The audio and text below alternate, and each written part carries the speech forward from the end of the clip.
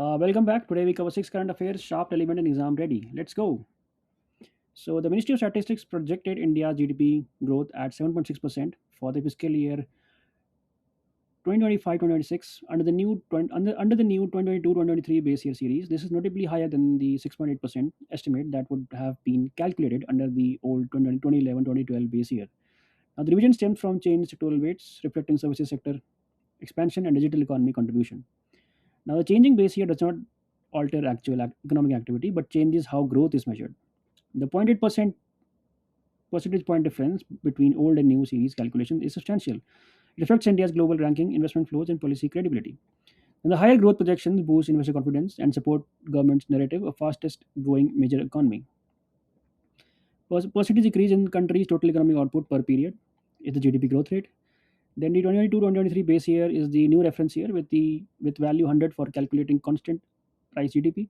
Then the economic projection is basically uh, forecast of future economic performance based on the current trends. National statistics, official economic data. Growth revision is change in previously estimated economic growth figures, and statistical methodology is the technical approach to collecting, analyzing, and presenting economic data. All right. Then we have the 16th Finance Commission, uh, chaired by former RBI governor, has started consultations with states to determine tax devolution formula for 2026-2031. Key includes in- vertical Key issues include vertical devolution, centers tax share to states, currently 41%, and horizontal formula distributing this among states based on population, area, forest cover, fiscal discipline, and other parameters. Now, this matters because Financial Commission under Article 280 is constitutional body recommending how tax revenues are shared between center and states. Uh, Distributing the state's share among 28 states requires formula balancing equity and efficiency. Current formula is 45% based on population, 15% on area, 10% on forest cover, 12.5% on demographic performance, and 17.5% on income distance. The 16th Commission faces new challenges: GST revenue, sharing complexity, state specific subsidies like free electricity, straining finances, and climate finance needs for green transition. Now, Finance Commission, again a constitutional body under Article 280, recommending center state revenue sharing. Article 280 is constitutional provision mandating Finance Commission every 5 years. Vertical devolution is share of central taxes transferred to states collectively. Horizontal formula is criteria distributing state share among individual states. Financial uh, Fiscal federalism is basically financial relationship between central and state governments, and revenue sharing is the distribution of tax collection between the different governments levels. Next is the Shanti Act. The Supreme Court is hearing challenges to the Shanti Act. This applies liability for in Nuclear Incidents Act, which caps supplier liability at 1,500 crores for nuclear accidents. Petitioners argue this violates the polluter pays principle and denies adequate compensation to victims. The government defends the cap as necessary for attracting foreign nuclear suppliers under international conventions. Now, supplier liability capping challenge. The Nuclear Liability Act 2010 made operators primarily liable for accidents but allowed them to recover cost from suppliers if accidents resulted from the supplier negligence. Now, the 1500 crore cap is inadequate for catastrophic accidents.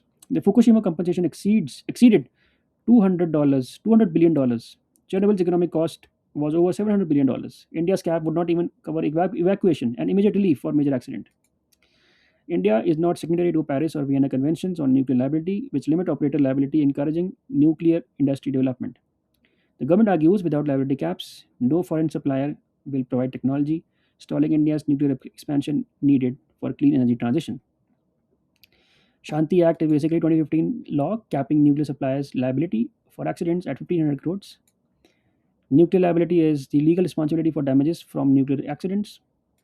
Civil nuclear damage, compensation for harm from radioactive releases or nuclear incidents. Supplier liability cap is maximum amount suppliers can be required to pay for accidents. Paris Convention is international treaty limiting nuclear operator liability, promoting nuclear industry. And international law is rules governing relations between nations and transnational legal standards. The next important news is 120 Maoists attend Telangana Assembly.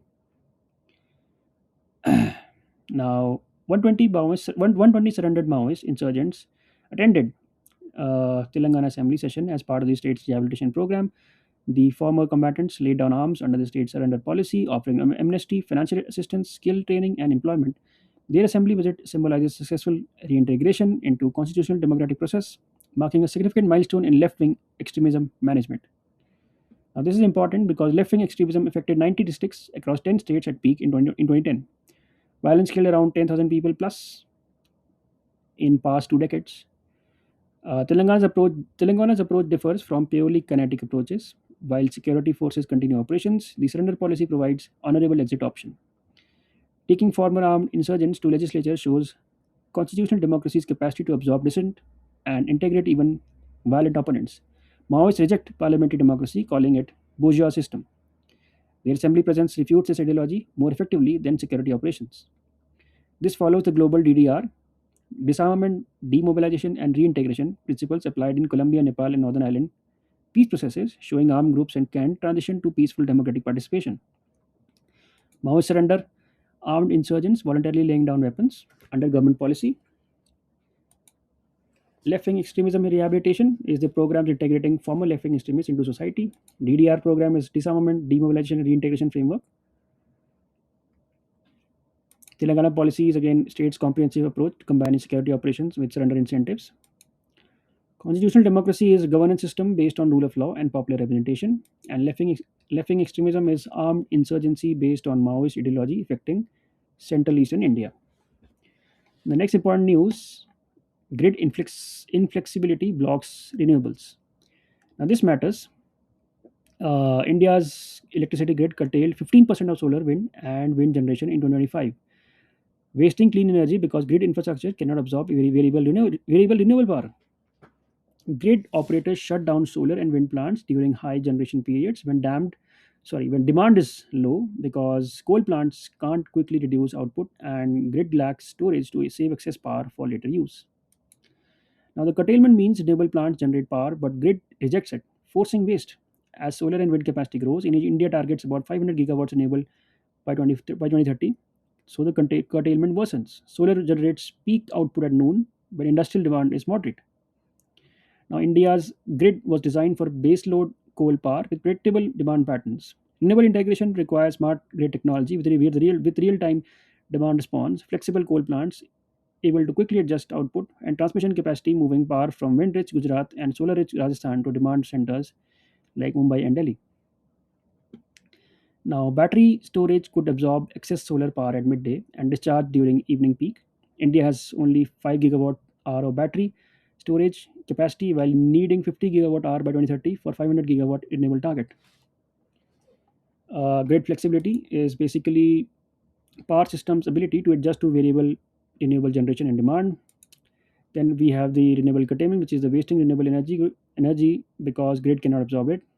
Energy storage, technology storing electricity for use when generation and demand doesn't match. Grid modernization, upgrading transmission infrastructure for renewable energy integration. RE integration, renewable energy integration, incorporating variable renewable power into electricity grid reliably, and transmission capacity, which is ability to move electricity from generation to consumption centers. Then the next important news is INS Anjadeep Naval Base Commission. The Indian Navy has commissioned INS Anjadeep, a major naval base near Karwar in Karnataka on the Arabian Sea coast. The base will host destroyers, frigates, submarines, and surveillance aircraft. This is the third phase of the Project Seabird, India's largest naval infrastructure project, creating a secure harbor for the Western Fleet away from vulnerable Mumbai coastline. Now, INS Anjadeep complements existing Karwar facilities, creating a strategic naval complex capable of hosting two aircraft carrier battle groups simultaneously. Mumbai's naval facilities are in congested harbor vulnerable to surveillance from commercial vessels and potential attack. Karwar's deep natural harbor allows large warships and submarines to operate securely. Project Seabird envisions making Karwar India's largest naval base, surpassing Mumbai. Phase 1 and 2 completed earlier built basic infrastructure and berths. INS Anjadeep adds advanced repair yards, submarine repair facilities, and autonomous underwater vehicle bases. Strategic depth in Arabian Sea. Arabian Sea is critical for India's energy security, with 80% of oil imports passing through this region. China's presence through Gwadar port in Pakistan and potential future bases in Maldives threatens sea lanes. Then we have the INS Anjadeep, which is Indian Navy base on Karwar coast, part of Project Seabird expansion, naval base Military facility for warship operations, maintenance, and logistics support. Karwar expansion is development of India's largest naval complex on western coast. Arabian Sea is northwestern Indian Ocean, critical for energy security and trade routes. Maritime security is protection of sea lanes, ports, and coastal areas from threats. Then we have in naval infra, which is facilities supporting naval operations, including ports, bases, and repair yards. That's for today's session. Stay consistent, stay sharp. See you tomorrow. Thank you.